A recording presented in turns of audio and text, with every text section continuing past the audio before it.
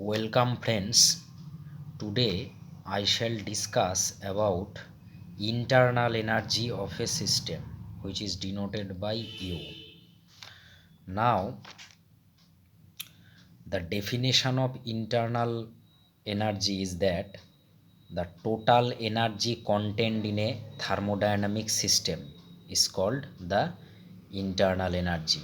That means U, this is equal to summation of all energies.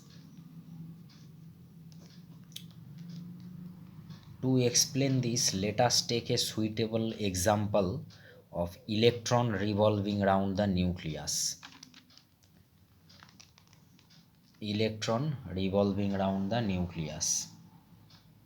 Now, when an electron revolving around the nucleus, it has potential energy due to the attraction with the nucleus. So that is first energy is potential energy due to the attraction between the nucleus and electron. The second one is the translational kinetic energy, which is due to the motion of the electron, linear motion of the electron. Now, number 3, if we assume an axis through the nucleus, then the electron will also possess rotational kinetic energy. We all know it, which is equal to half I omega square, or simply we can say the rotational kinetic energy. Another energy is that besides rotating around the nucleus, electron also rotates about its own axis, that is energy due to spin. Energy due to spin. So these are the energies contained in the system. Okay, potential energy due to the attraction with the nucleus, linear, that is translational kinetic energy due to the motion of the electron revolving around the nucleus.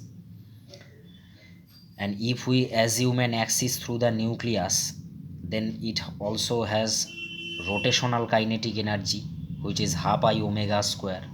And besides rotating around the nucleus, the electron also possesses a spin about its own axis. So these are the various energies contained within the system.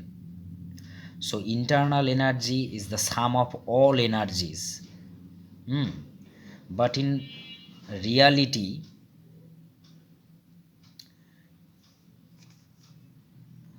internal energy is equal to the sum of kinetic and potential energy.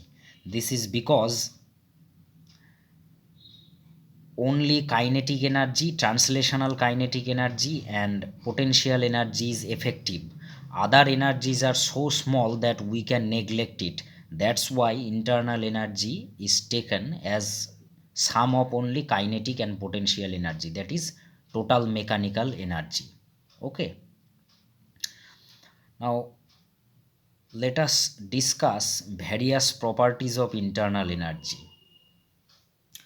First of all, the internal energy is a single valued state function. Single valued state function. Why single valued? Because it has a particular value in one state. Suppose we consider a system and internal energy in the initial state is ui and in the final state it is uf, then we can easily see that there is a one value in only one state, that is in initial state it is ui and in final state that is uf. That is why it is called single valued.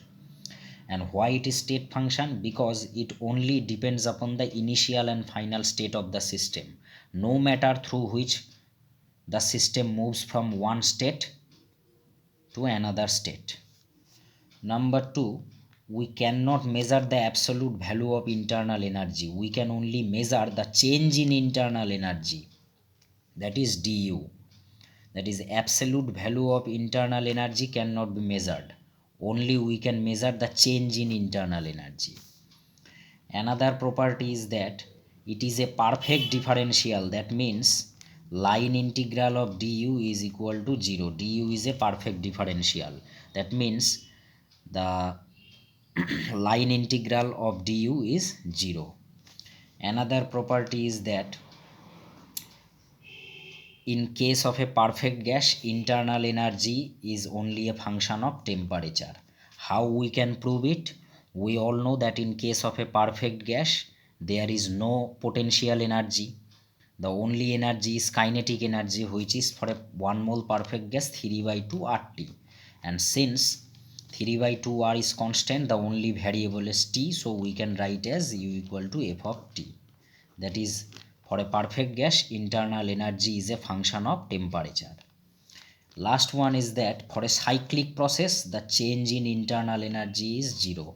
Cyclic process means if a system starts from a particular point and returning to the same point, then it is a cyclic process, and in this process the change in internal energy is 0. Okay, thank you.